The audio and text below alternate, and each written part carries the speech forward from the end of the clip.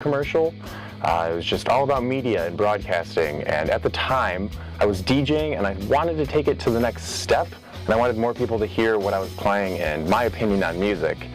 So I went out, emailed them, they're like, hey, come on, check out the campus and let's see what's going on. Found out that they actually had a radio there that I could DJ on, which was a great opportunity for me. They taught me how to just create a show. IMS really opened my eyes to producing your own show, and there's more to it than just playing music and DJing and mixing the songs in. You actually have to talk and create a show, entertain people, maybe talk about social media even. There's always stuff going on. IMS really helped me open my eyes to what a show.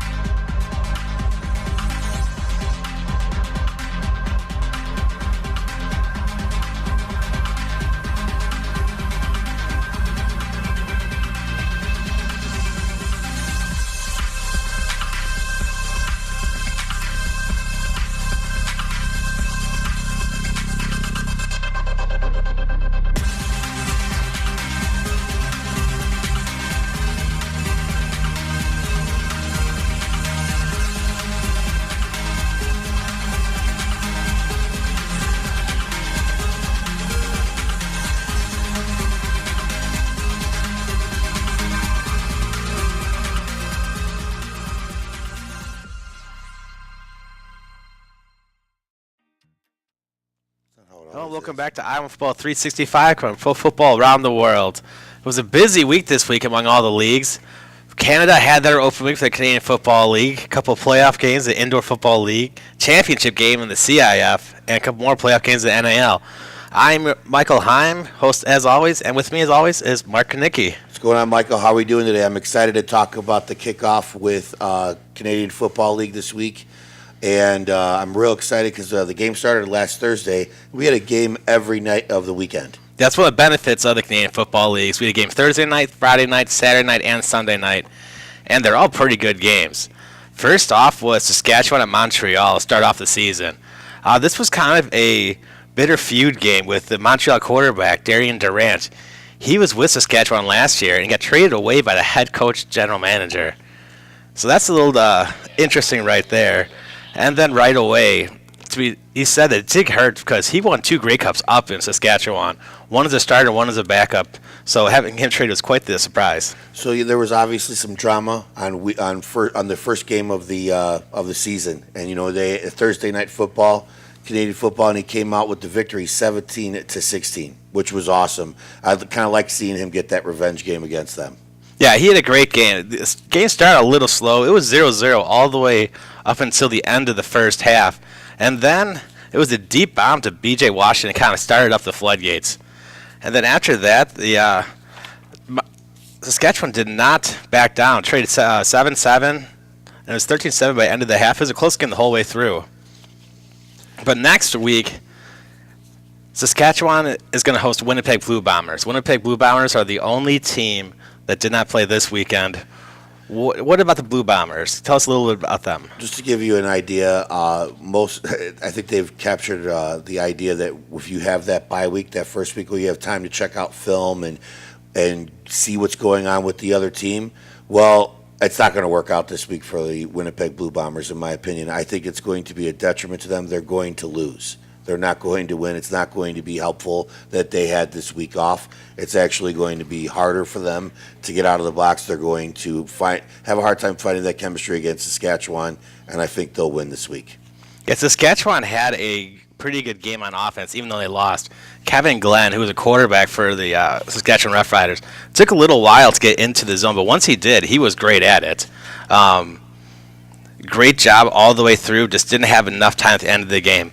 Winnipeg Blue Bombers, they lost in playoffs last year in a heartbreaker. I know that'll be haunting them, but I'm with you. I think Saskatchewan having that extra playing time already at game speed will give them the edge. So I'm going to go with Mark, and we're going to say that Saskatchewan over Winnipeg. Yep, absolutely. And then another game last week on the Friday night game was the Edmonton Eskimos at the BC Lions. So I am a transplanted Edmonton Eskimo fan because of the colors, and they're publicly owned. But I was pretty impressed with this game. The Edmonton Eskimos squeaked with a win, 30-27 over the BC Lions. But it was one of those games that really showed you how exciting the CFL can be. Yes, again, it was that was the Friday night game, if I'm correct. And so that, again, here we are. You don't have to wait for all games to be on one day. They ended up having them one game, throughout the entire weekend, and we got a chance to have some Friday night football, and they didn't disappoint. Oh no, Mike Riley is a quarterback for the Edmonton Eskimos, and he seemed to really have his defense down. The Edmonton Eskimos, Ben Zylstra, the wide receiver, had 7 catches, 152 yards, all over the field, and he set up the final drive to take the lead. It was 27-27 on a great catch. So great job by him. Pardon me? So they are going to face next week Montreal. At Edmonton. You're right. So who do you have in this game? Well, it's hard to go against Edmonton at home. Montreal obviously coming off of a win this past week. They're going to be tough, but again, I got to side with Edmonton. The Eskimos are at home. They're going to take this game. All right, and then a big game that happened was the Calgary Stampeders at the Ottawa Red Blacks. There's little history with these two teams. Yes, they have to play 3 games in a row if you include the Grey Cup from last year, which went into overtime, and of course the Red Blacks were victorious. And this week is a tie game. So after an overtime game last year in the Grey Cup, and then go week 1 with the tie game right away, there's some unfinished business there. Yeah, and I think the Stampeders are very upset. They obviously lost the Grey Cup last year. They got a tie coming out of the first game of the season this year.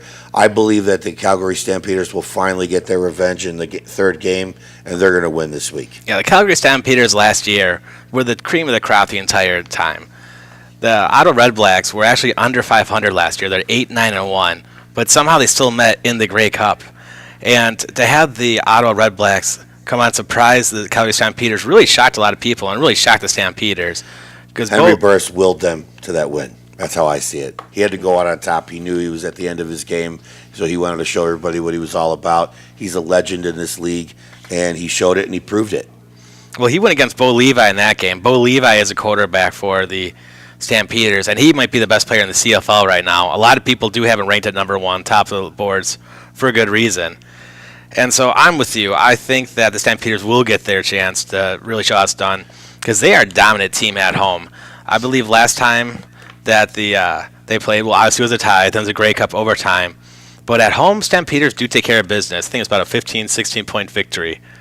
Well, then and you talked about Levi. He's on the verge of potentially being the most outstanding player again this year. I'm not sure who can dethrone him. Well, I actually may know someone who can dethrone him, but we'll talk about that a little bit later. Oh, yes, we can feel the tension. Who can Mark Knick possibly talking about when there's a couple of games left to talk about? Well, let's just go ahead right then. Toronto Argonauts played a game, and they looked amazing. Everyone was against me. If we could, I wish we could, play the clip from last week as I had my WWE moment about the Toronto Argonauts and how they were going to win this upcoming week. And I talked to everybody about exactly what would happen actually did happen. Mark Trustman is the quarterback whisperer as Ricky Ray got 506 yards in the air. Would have had more than one touchdown if a handful of drops didn't happen. And they were lights out. The offense looked like something out of the future.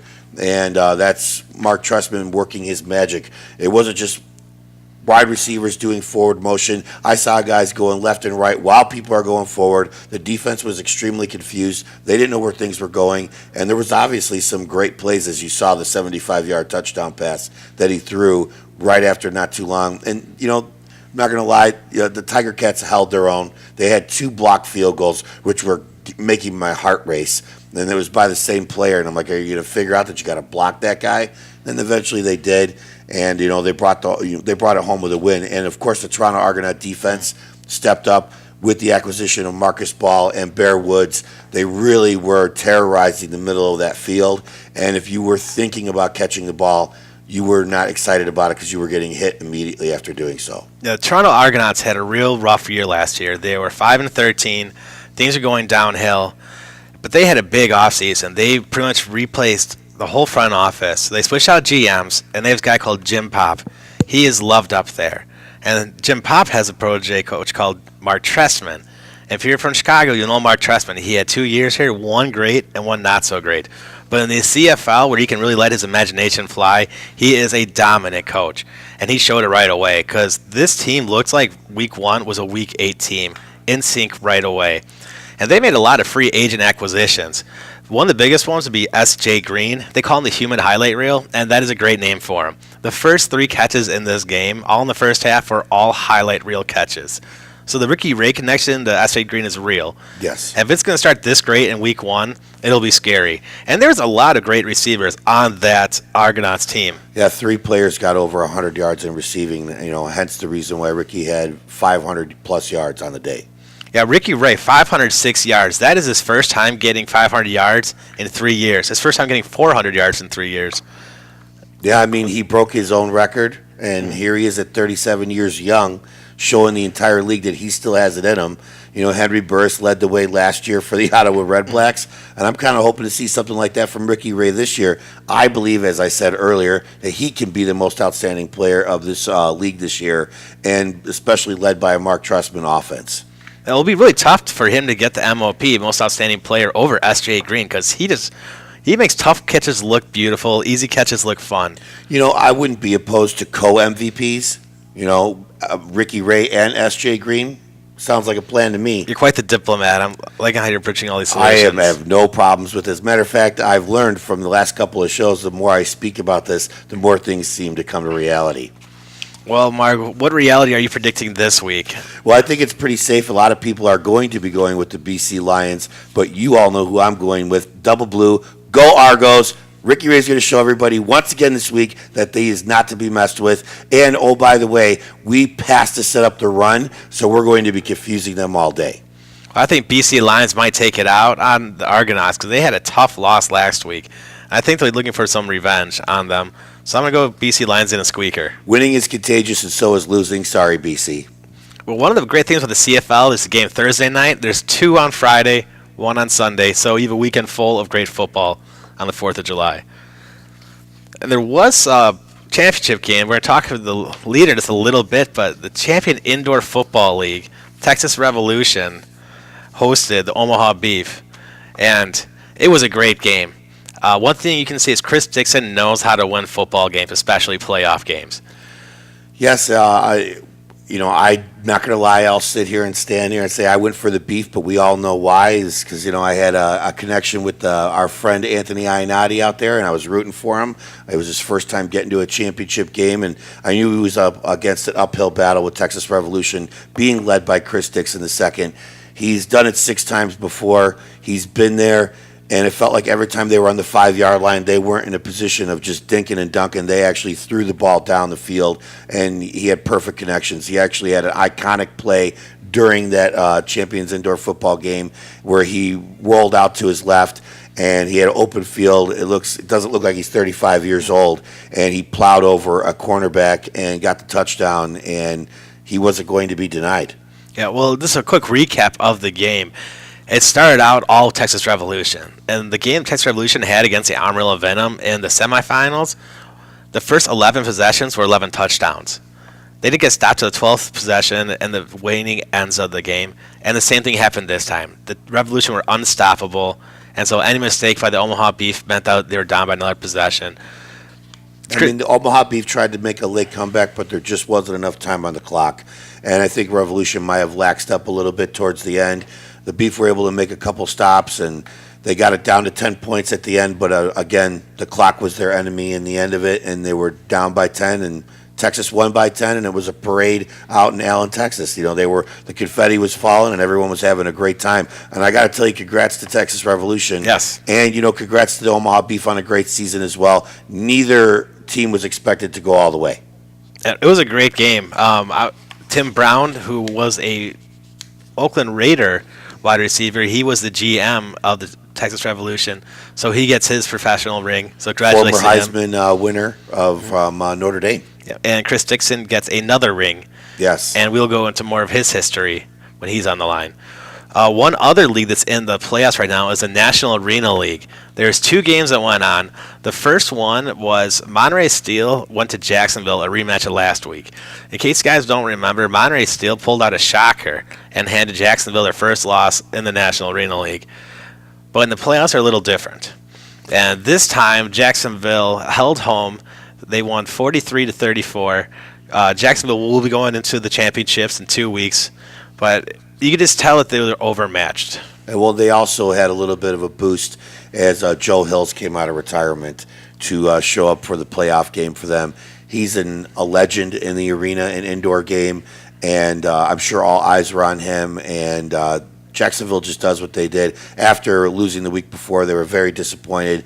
They weren't going to disappoint their fans. They were going to come in there and make sure that they won this game and get to this championship in their first year in the NAL.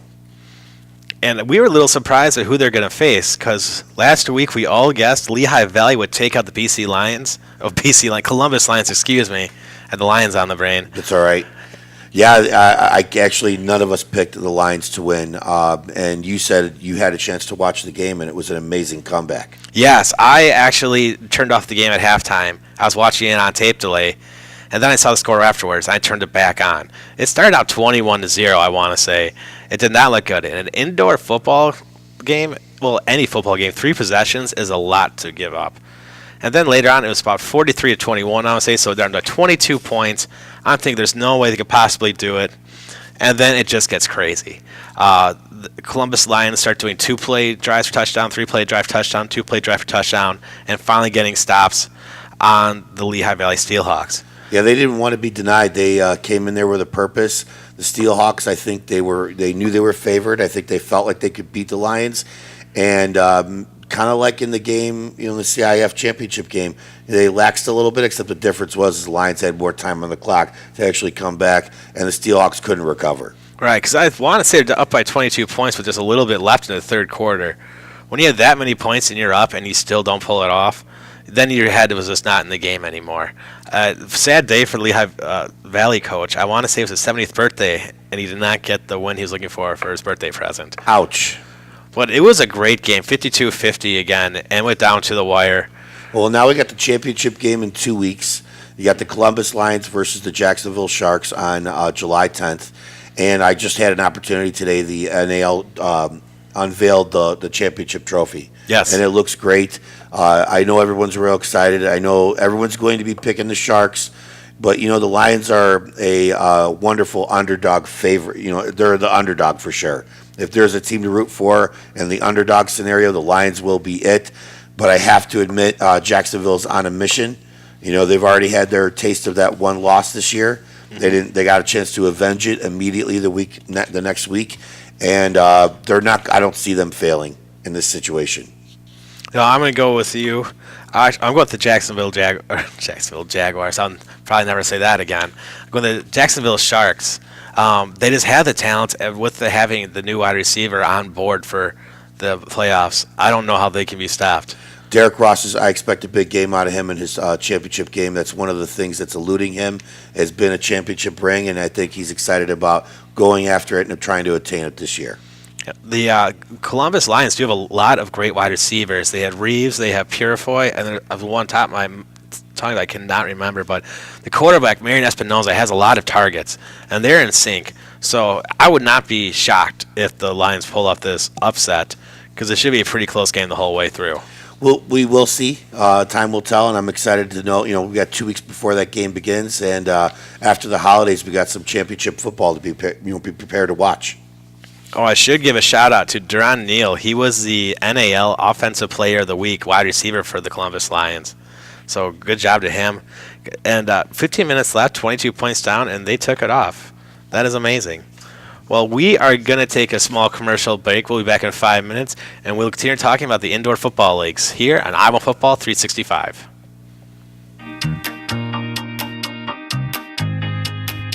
Hey everybody, I'm Pete Ferrari, the Regional Station Manager of the BeOnAir.com network, part of the Illinois Media School, both the Lombard campus and the Chicago campus. I've been part of the Illinois Media School family now for almost 10 years. I enrolled as a student back in 2007 after getting my undergrad and associates at Creighton University. I decided to come to Illinois Media School to further my education in the world of broadcasting. That then led me to work as an on-air talent for Radio Disney, AM 1300, for over 6 years. I also worked in promotions for them and did some production. I also worked for KFLN Radio, AM 960, a country station, and I worked for KJJM The Rock, a classic rock station. After my tenure with both Disney and KFLN and KJJM, I moved to the sports side of things and became a play-by-play announcer for the Big East Digital Network, covering primarily college volleyball. I'm glad to have stayed and been a part of the family. I returned in 2009 as one of the assistants for the sports stations and now help run and operate all 5 radio stations in the network. One of the biggest things I enjoy about working here is coming from the perspective of a student, not only a college student, but a student at this school, finding out ways to continually expand the knowledge base of what the students learn.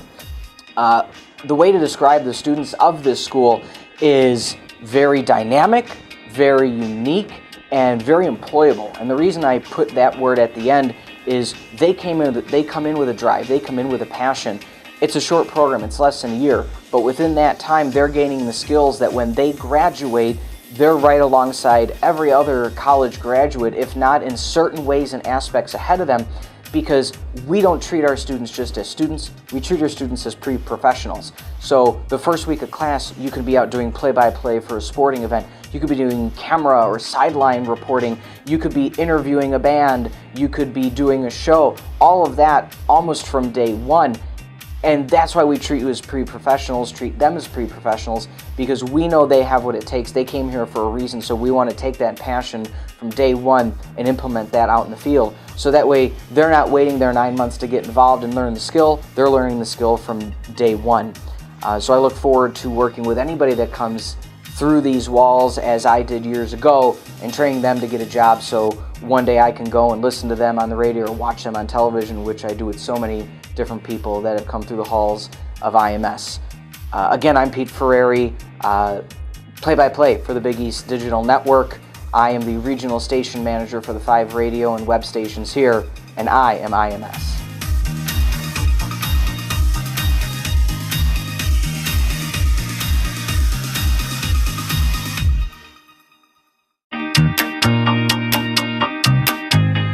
So I originally got started out of the Illinois Media School, formerly the Illinois Center for Broadcasting, through a radio ad that I saw on The Score. At the time, I wanted to be on the radio because that sounded super cool.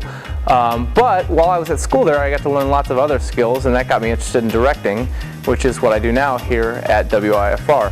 I am in charge of the newscasts and prepare them and execute them during the live news shows. While I was at Illinois Media School, I was able to get the basis of skills that allowed me to get this job, and I learned how to operate cameras and work on the equipment, and that helped me greatly in getting this job. As far as school students, you know, you got a chance to meet with lots of different types of people and you know, collaborate with them and work on projects together, and I feel like that gives you a great chance to learn how to work in the industry, because you're always going to be working with people, and it just helps you get a feel for what it's actually like out there. My name is Ben Forrest. I am the Senior Director at WIFR in Rockford, Illinois, and I am IMS.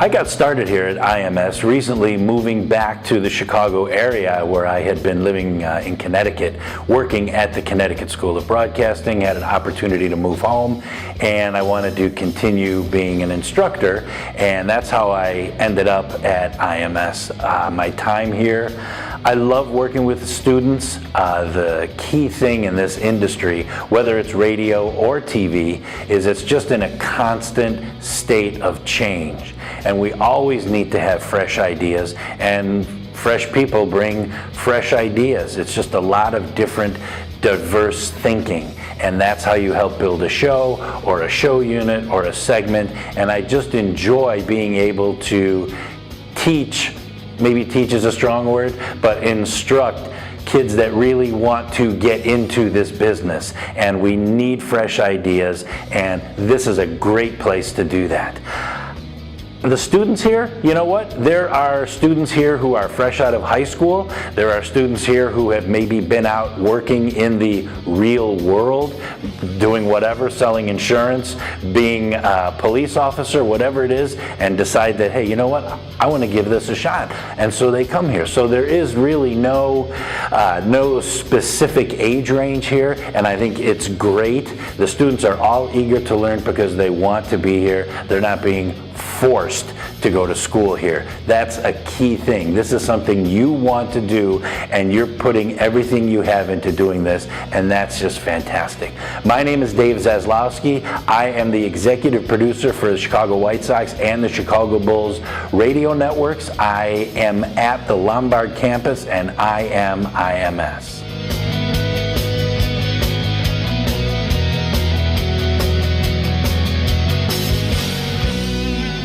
The reason I'm out here at the Illinois Media School is the radio business, while there are hundreds, maybe even thousands of stations, the people in the business is a small, tight-knit group. Everybody kind of knows everybody, and I love the opportunity of being able to connect with people who have a passion to get into this business. I had great instructors as I came up through the ranks, and I really enjoy the opportunity of being able to give back, connect, share the experiences I have, and actually learn from the students as well. I think it's great that we're able to learn from each other. Your Illinois Media School students, the age range can be students who have just gotten out of high school to people who are looking for a new career option or looking to add to their career placement. They want to get involved with media, whether it's radio, television, in front of the camera, behind the camera, and that's what I think is such a great opportunity out here, is the fact that you can do radio and television, but it's not your choice. They require you to do both. I wish I had the TV and camera opportunities that the students are going to get here, plus all the hands-on activity. My name is Dustin Rhodes. I'm the executive producer with the Mully and Hanley Show on 670 The Score, and I am IMS.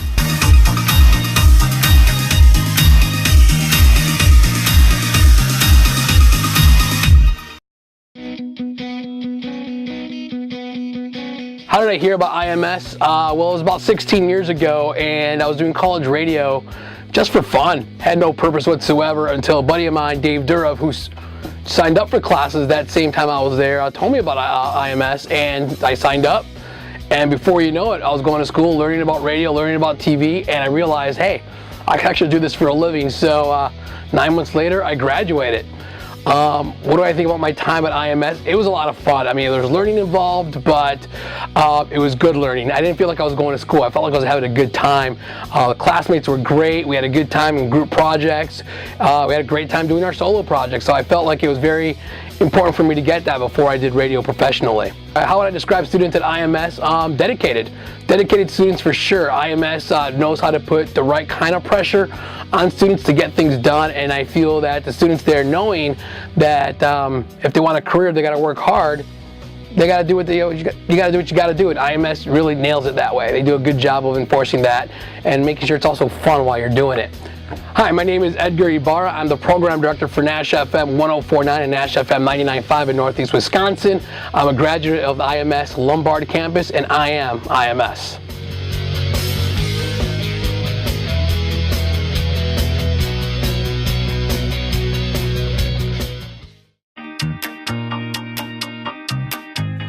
I got started at IMS here as an instructor a couple years back after I'd heard a couple of people I worked with were also instructors here, and after being in the industry of radio and sports phone and TV and play-by-play for as long as I have been, I figured that it would be a good thing to come on out. I had some free time, come on out and help out some of the people that want to be the next people involved in these kind of things, next people that hit the radio airwaves and also do play-by-play. So I thought it was a great idea and a great place to do it at.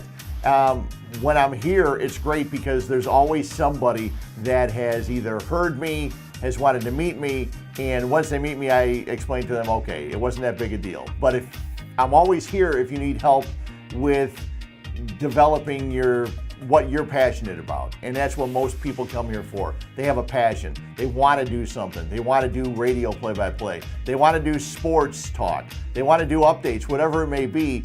I love being here and helping them become better at what they're trying to work at. And it's great because the one thing about the students is they're really good at listening to criticisms. Once you get into the business, it's difficult because people all think that, okay, I've made it. But here at the school, everybody wants to get better. And that's one of the better things, and one of the things I really enjoy about it is they'll come and they'll say, how can I make this better? And I always tell them I'm going to be super critical of everything I tell them because that's the only way they're going to get better. And it's great because every student I've talked to enjoys that because they all want to get better. And that's one of the things I love about it. My name is Fred Hubner. I work at ESPN 1000 as a host and sports anchor. I am an instructor here at the Lombard campus of the Illinois Media School, and I am IMS.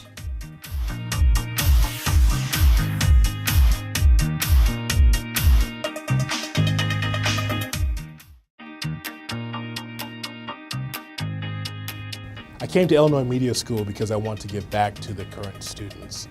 It's something that really means a lot to me as an instructor, as a mentor, because I've been in this business for over 20 years. So it meant a lot to me to be able to come back and just teach some of the tricks of the trade to the students here at Illinois Media School.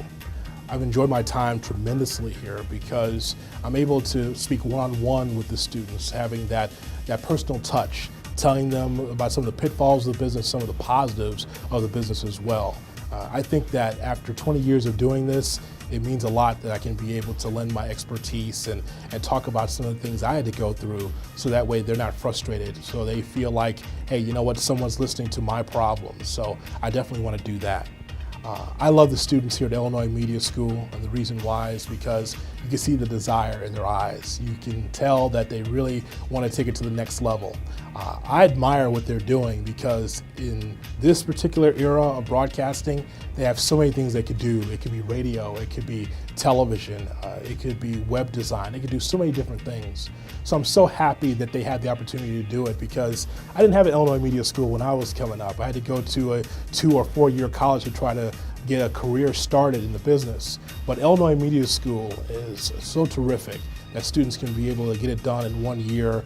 Job placement assistance, the financial aid for those who qualify is just terrific. I'm Jonathan Hood from SiriusXM NBA Radio and ESPN Radio from the Illinois Media School campus in Lombard, and I am IMS.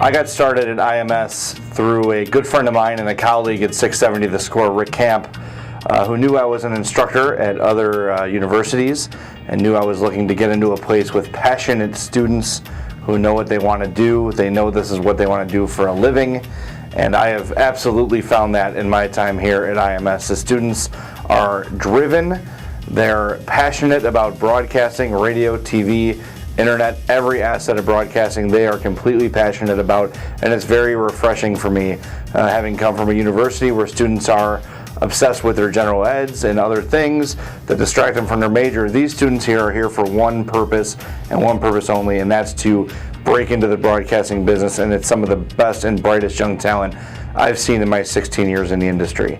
My name is Jay Zawaski. I'm an executive producer for 670 The Score. I'm an instructor here at IMS, and I am IMS. Welcome back to Iowa Football 365, covering pro football around the world. While waiting on Chris to give us a call for the interview, we do have some more great games to go over. The Indoor Football League had 2 playoff games this week, and they're pretty heavily looked forward to. The first one was the Iowa Barnstormers at Sioux Falls Storm. Now, last week, Sioux Falls Storm visited Iowa. It was a close game for a little while before Iowa pulled away. This game was just a Sioux Falls Storm showing their dominance. Yeah, they have a history of doing that.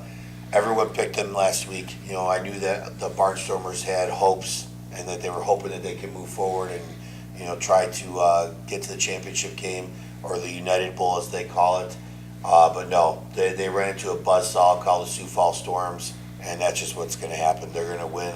That's in their pedigree. They have that culture out there to do that, and they rolled over the Barnstormers. Yeah, the Sioux Falls Storm has won 6 championships in a row. Teams just cannot compete the Sioux Falls Storm, except for the Wichita Falls Nighthawks, but they did not make the playoffs. They're the only team to beat them twice this year, but they're on the picture right now. Iowa had a great season. They started off a little slow, then rattled off 11 in a row. So great job by them, but 66-32 as a score was just shown right there. Was not close. Iowa had a few points at the end of the game. Last week I said they might get 18 points, and I was wrong on that. Even Coach Ishmael gave me a little grief on that one. But for a while it looked like it might not be 18 points. No, I thought for a second that they were going to do their best to try to overcome the Sioux Falls Storm, but they couldn't do it. The Sioux Falls Storm will then host the championship next week, and they're going to host it against the Arizona Rattlers. The Arizona Rattlers, who also came from the Arena Football League, similar to Iowa Barnstormers, they played off against a team that I can't remember right now because I'm a terrible host. Nebraska Danger. Nebraska Danger. Jeez, I'm terrible at this. Nebraska Danger, led by Powell. Again, this looks like the Nebraska Danger will be a little overmatched. Arizona has ruled that conference the entire season pretty much, start to finish. Nebraska started off okay, but really heated up against some lower competition towards the end of the year. Nebraska gave it a good shot, but Arizona took that one.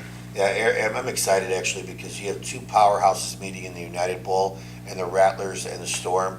They both have historic franchises who've won plenty of championships, and so this is kind of like actually in a position of ending a debate as to who might be better. Well, I think the debate might have to go on the Sioux Falls Storm side. They have won for so many years. That defense is so strong. I just don't see anything happening. The quarterback is Lorenzo Brown. He is a great quarterback. He has been in the huddle for all 6 of those championships. I think he'll add one. The original quarterback beginning those was actually Chris Dixon, while Lorenzo Brown, I believe, went to wide receiver for a bit. And as much as I'd like to root for the Storm on this one, I'm actually going to pick the underdog, or at least as it would seem on the surface, because they're the away team. I'm going to go with the Arizona Rattlers. I think that they have been there before. They've been in this situation. They're well coached, and I think they're going to come in there and shock the Storm. Well, Arizona actually had a lot of success in the Arena Football League. Granted, a lot of the players are different, but a lot of the coaching, a lot of the structure in place for the franchise has stayed the same. And having a good cohesive structure through all that turbulence has really made sure that Arizona stay competitive, because they're by far the best team in that conference the whole season. So it'll be a great game, and that'll be in 2 weeks. That'll be the 8th, Saturday, July 8th. 2 weeks from now, we have 2 championship games in one weekend. One is on the 8th and one is on the 10th. So you got the 8th with the Indoor Football League having the United Bowl versus the Arizona Rattlers versus the Sioux Falls Storms, which again, I think it's going to be 2 historic franchises going after the big game, and we'll see who's going to come out on top. It's going to be definitely something you should tune into. And then the 10th, we have the first ever inaugural NAL championship game, where it's going to be the Columbus Lions versus the Jacksonville Sharks. So which game are you more excited for? You know, I have to admit I'm more excited for the United Bowl. I think they both have. I'm glad they're not on the same night, so I don't have to choose what to watch. I get a chance to watch both games, but I am excited about this at the end. I think the Arizona Rattlers and the Sioux Falls Storm is going to be an exciting game that everybody should pay attention to. Well, I'll definitely be, because both those defenses are great. Arizona has a great defense. Sioux Falls has been known for the defense for, well, about a decade now, ever since that franchise really came to prominence back in the day. So we will get those games in 2 weeks, but the AFL, Arena Football League, keeps on chugging. There were 2 games last week, the Washington Valor and Butler Brigade. The Washington Valor lost this one in a squeaker, I want to say. But really the story of the week is going to be Philadelphia Soul, as always. Philadelphia Soul got both the winners of the Offensive and Defensive Player of the Week again. Really, it seems like in this league, it's going to be either the Soul or Tampa Bay Storm that wins the championship, because like to root for the underdog in this league, but it's kind of hard to when you're talking about basically 2 expansion teams in a 5-team league. Right. The top 4 will make the playoffs out of the 5 teams. So there'll be a battle between the Washington Valor, Baltimore Brigade, and the Cleveland Gladiators for that last spot. But the Soul haven't lost this year. I think they've won about 18 in a row. And the Tampa Bay Storm is right with them, too. It's going to be hard to derail the Soul. They're riding high on winning last year. Last year was an exciting win for them. They've been looking for that championship, and then they got it. As I have the opportunity of saying at least once every, Ron Jaworski. He is our, my favorite person to talk about when it comes to football outside of the NFL. He obviously played in it. He led the Philadelphia Eagles to a championship, did not win in the Super Bowl, but he led them there. And then his after career in the football world, from being a football analyst on ESPN to an owner of the Philadelphia Soul and an intricate part in the China Arena Football League coming up next year as well. Well, I finally found my notes. But Washington Valor lost 41 to Baltimore Gates 51. Carter had 5 touchdowns, ran for another one in the win for Baltimore over Washington. So great job by that team. That moves Baltimore to 3-6 and drops the Valor to 1-8. So Baltimore Brigade looks like they'll get the 3rd seed, at least the 3rd or 4th seed. So they'll be probably in the playoffs. So the Valor does look like to be the one out. Yeah, it's a rough first year for the Valor. I mean, they're up. It's all new for them. So it's not just they're going through the motions and trying to figure out how this league works. And maybe next year they'll have an opportunity of turning it all around. Right. When there's 2 expansion teams at once, that's going to be difficult. And the Arena Football League went through a lot of flux the last couple of seasons. We've said it a few times with Iowa leaving, Arizona leaving, a couple other teams. Jacksonville. Right, Jacksonville with the NAL and cleaned house that entire season in the NAL. And then a handful of teams that folded. Right. It's it's an unfortunate situation. They are in their 30th anniversary. The AFL's been around for 30 years. They are a great league. You can watch them on TV all the time, and they get the airtime. And a lot of players call it the pinnacle. It's where they believe is the ultimate. If as far as indoor and arena is concerned. That's where all eyes used to be, and it's not necessarily the case anymore, but I still think that they have some quality football, and once we're done with these championship games over the next 2 weeks, we'll get to focus a little bit more on the Arena League and talking to more people about that and driving more traffic their direction as well. Yeah, the Arena League has a lot of fun rules. One of my favorites has to be the netting, because it's a rubberized net, so the quarterback can throw the football off the net, and the receiver can catch it, and it's normal. It's still in play. And that really changes the rules. It really makes it a much pass-heavier league than any other league in there. So if you like the ball being thrown around, you love the Arena Football League. You just don't know it yet. Yes, exactly. And they also have another on the kickoffs. If once the ball hits the net, it's a live ball.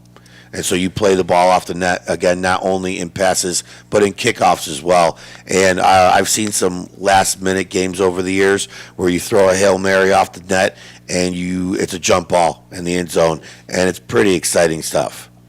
Aaron Rodgers would love that place. Yeah, I'm sure he would. As would all of us Packer fans. It would be something. It would be funny if you could take one different rule from every league and put it into the NFL. What a world it would be. Whether it would be forward motion from the CFL or the nets from the AFL and incorporate that into the outdoor game, one can only dream. Mark has been dreaming about this for 2 decades, so please let him continue dreaming. And then Philadelphia Soul, as you might have surmised, they cleaned house against the Cleveland Gladiators, 59-28. It's just the Soul. They just can't say much else about it. They've won every game this season, and it looks like they'll be continuing it all the way through. So the Soul are now 10-0. The Gladiators are now 3-8. 3-6. So it is a fight for that 3rd and 4th seed, but it looks like Val will be the odd one out as Cleveland and Baltimore fight for it. But Cleveland and Baltimore, it actually would be helpful for the league if both of them made the playoffs since they're so close together. I hate to sound like that, but I think it would be a huge benefit for them. And it'll all just be a tee-up probably for the Tampa Bay Storm Philadelphia Soul game. And so that's bulletin board material right there. Please do an upset. Shake up that league a little bit, and we'll be thankful for you. So next week, the Washington Valor are going to head to the Tampa Bay Storm. There's not much they can do. I mean, they just try to get through this without getting too many injuries and try to come up with some sort of rhythm. And I don't know if they're going to be able to do that against the Storm. I think the Storm are on a straight collision course to meet the Soul in the championship game. Yeah, I think the Storm are pretty hungry. I don't think they'll have a trap game because they are hunting for someone. So they know they need to be on their best to fight the Soul on even terms. So I don't think the Storm will let this one go. I think it'll be one for a Tampa Bay Storm also. Yeah, I think you're going to see a score somewhere in the range of like 60-30. I could see that. Well, we're going to take a short break, and we'll be back with some more nonsense back on I Want Football 365.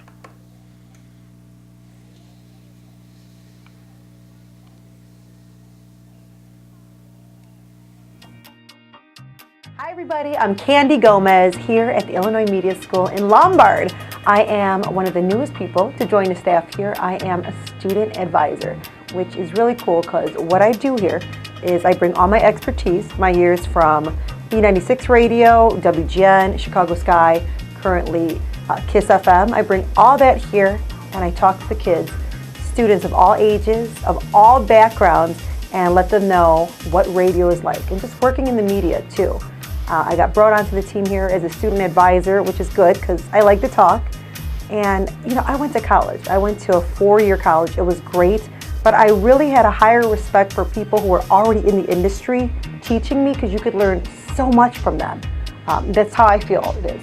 And these students here, they're just so passionate and everyone is so supportive of each other. And working in the media, it's not always like that. So here is just a great resource of staff, student, teachers, everything here that you need. So you may come in thinking you want to go into radio or you want to go into TV, and the next thing you know, you love editing, or you want to go into being a sportscaster. We've got so many different programs here, and I think it's very beneficial too because we don't just make you choose one. Maybe you want to do TV, maybe later on you learn, hey, radio's a better fit for you. And that's exactly how the real world is too. Sometimes you've got a plan and something takes you on a turn and you could end up somewhere completely different. So here you have tons of resources to find out exactly who you are. And I kind of help you develop your creative side, your content for your shows, so forth. And I'm always here just to talk as well. Currently, I'm at KISS FM weekends and fill-in shifts. Before this, I covered every shift possible at B96. I was there for over 12 years. I started at WGN Television. I was interning there for a while. I was there for over 2 years. I was at Chicago Sky. I was the announcer, the MC of all the games. Those girls are awesome. And who knows where I'll be next. You never know where this career can take you. I'm Candy Gomez from KISS FM, and I am IMS.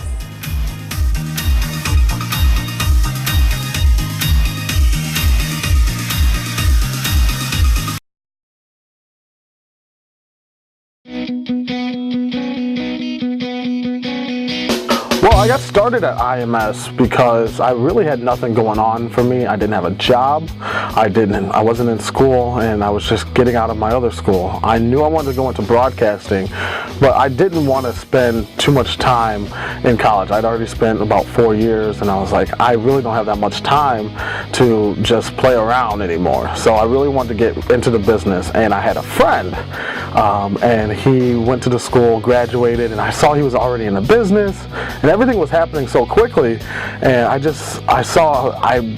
went to him, I was like, hey, how did you get started? And he said, at the time, Illinois Center for Broadcasting, and I was like, all right. So I looked into it, went on a tour, and it changed my life. It really did. From the first step I took into the place, you felt the energy in there, and so many positive vibes coming from everywhere, and that's just the first time you step into it. And then you get started into it, and you're learning from industry professionals, you're learning from some of the best to ever do it, and it's like, oh my gosh, I'm sitting here in front of people that I grew up watching, and just going through that process, man, that whole year was the time of my life. I was super duper busy, but it was so much fun. Got an internship right away, was actually in a real radio station, and I saw my dreams coming true right before my eyes. And what's awesome is that I love the school so much, I couldn't I couldn't leave. Graduated, and I'm still there now. I'm working with The Edge, theedgeonair.com at the Lombard campus. I am the assistant program assistant there, and it's so much fun. It's so much fun watching these new students come in, watching the students learn, and then they're looking up to me because I'm here working at a real radio station, knowing what goes into a radio show, and their eyes and their passion. It reminds me a lot of when I was at the school and the passion that I had, and they're working hard every single day, and it just drives me, and I love seeing that, and I love giving back, and if I'm just able to be that person for them to go to just for advice or whatever they need, I'd love to be that person, and it's an absolute honor that I'm able to hold that position for them to give them somebody to go to. I am George Norwood. I am the promotions assistant for 103.9 The Fox. I am the overnight host for Star 105.5, and I am also the assistant program director for theedgeonair.com at the Lombard campus, and I am IMS.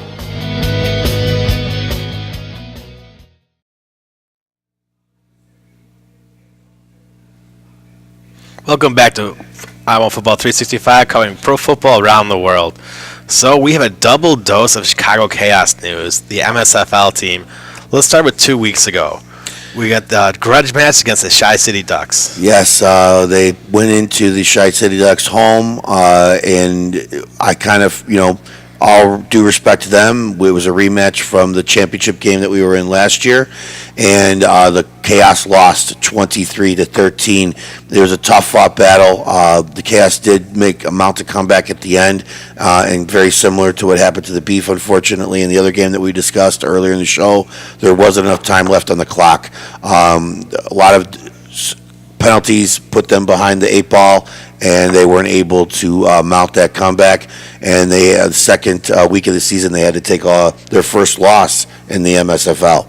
Yeah, well, congratulations to the Chi-City Ducks. I know that they also had a lot of turbulence their first week, and they came back, grouped up together to bounce back. So good job to them. But I know it's pretty painful for the team, but it looks like the team rebounded pretty well. Well, sometimes it's good, as we mentioned before, just kind of like the Jacksonville Sharks in the conversation earlier. It's good to get that loss out of the way, and now they can focus on coming together as a team, and which they did in Week 3, as they had a little bit of a interesting situation as we had an away game at our home. So we had a little bit of a home cooking at someone else's expense. It's like the New York Giants playing at the New York Jets. Correct, and we played against the Leyden Lions. It was a fun game. We ended up winning 41-22, and it was one hell of an exhibition by the Chaos. We had lots of rushing touchdowns by Michael Anthony Shuchuk as our quarterback, and we had some amazing running backs. Hodges had some great touchdowns, and we kind of had one extremely important play that I couldn't believe, and it was history made for the Chaos, as David Thomas hit a 48-yard field goal, and it was the longest field goal in Chaos history, and he hit all of his extra points, and it wasn't just the field goal, the 48-yard field goal. He was pinning him back every time, and here we go with the kick right now. It was amazing. 48 yards. It probably could have went 50. And a couple of his other field goals and extra points ended up going on to 25th Avenue and disrupting some traffic, which is not funny, but kind of is funny as well. And then he ended up getting the Player of the Week, which every week when we win, we pass along the Player of the Week belt. And we had a picture of him, and he took it for the site. And we're real happy for him. He had an extremely bad injury last year where he ripped up his knee and had some hip problems as well. So to see him have a great bounce back year and show to everybody what his leg is all about, I don't think this is the last we're going to see of him. You're going to see a lot more kicks made by him this year, and I anticipate that we might see him hopefully moving on and getting back into the pros. Yeah, that team has a lot of talent. Like you said, Hodges, how many times did we call his name every time he's on the field? He does something special every time. It's amazing. There were definitely some amazing plays that were made by the running game this past week, so we were excited about it. And next week, the Chicago Chaos have a bye, I do believe, for the 4th of July festivities. Who do they come back to play? And then we're going to be playing against the Chicago Mustangs, who are definitely having a rough season as they are 0-3. I think they just got trampled this past weekend. And I'm hoping that we'll we're going to do some record-breaking things ourselves. And you can see the schedule up there right now. Next week is the Mustangs, followed up with the Quad City Raiders. Raiders? I can read. The Raiders, the Quad City Raiders, and I'm pretty sure they're the ones that give the Mustangs a beat down. And then we got the Hitmen, and then the Patriots, and then we'll find out who we're playing at the end of the year. But it's an exciting season. You know, we're 2-1 in the season. It's a long way to go. We're currently ranked third in our division, but we write our own script in this one. We have the opportunity to make the playoffs and see what we can do our first year in the MSFL. Yeah, we're looking forward to that because we talked about the new championship or the new league the whole time ever since last year when the Chaos decided they're going to move it, especially losing so close to that championship game. And you can see they're definitely playing with the competition and beating the competition. So congratulations to you guys. Well, we're excited, and we have a long way to go. And they got practice coming up soon, and I'm pretty sure they're going to be fired up and they're ready for game. I wish we didn't have a bye week. I wish there was more football to be played.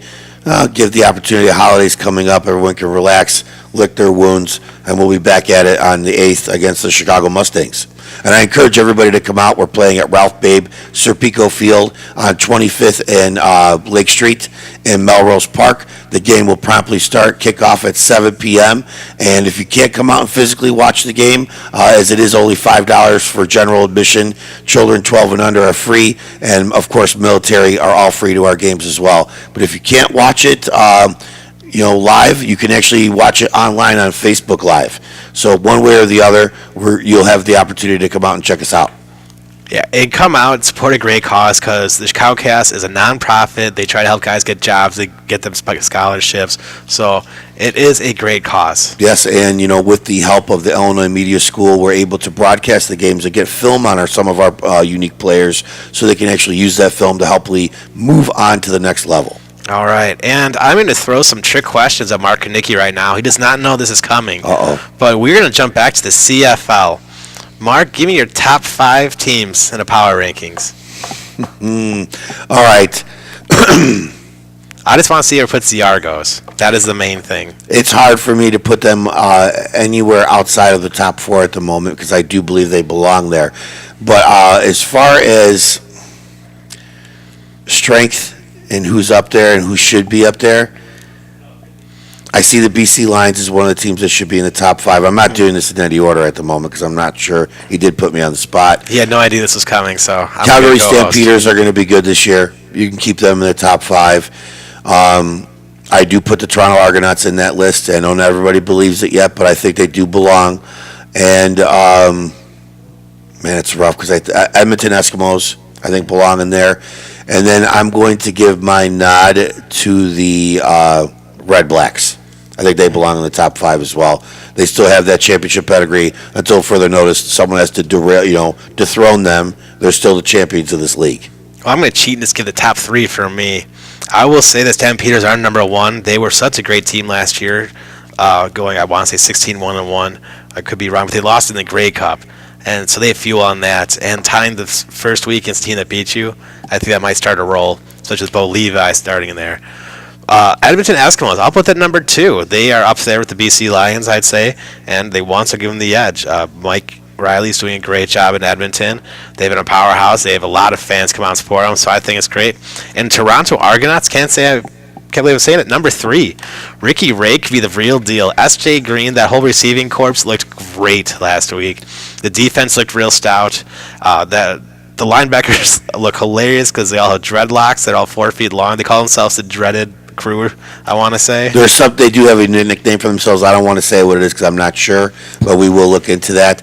But I just want to pause for a moment and say I know that Michael had an opportunity to watch the game, and obviously they did their magic on him, and I will continue to convert people over to Toronto Argonauts as the season goes along, and I'm very excited that he picked them in his top 3. I would have never guessed in a million years that would happen, especially after our first week conversation going into the kickoff of the CFL.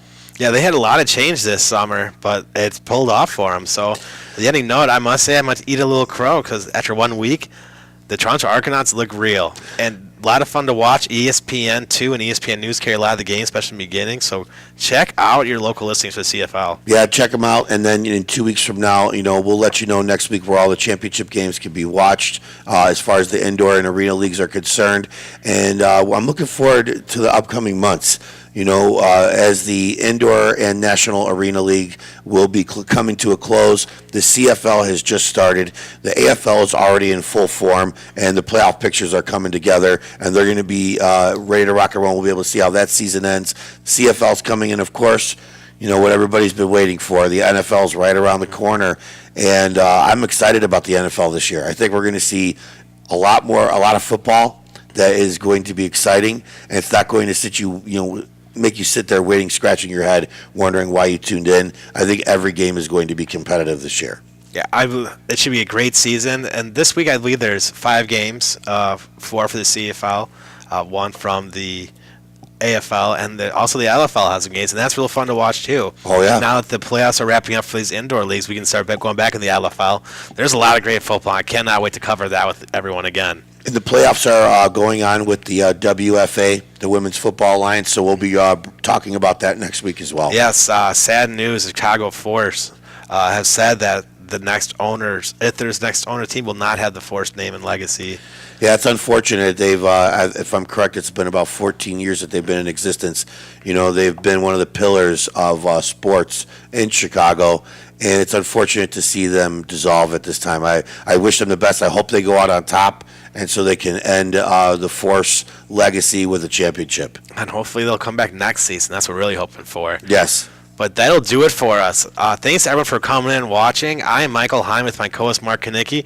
Have a great day watching football, and we'll see you next time on Iowa Football 365.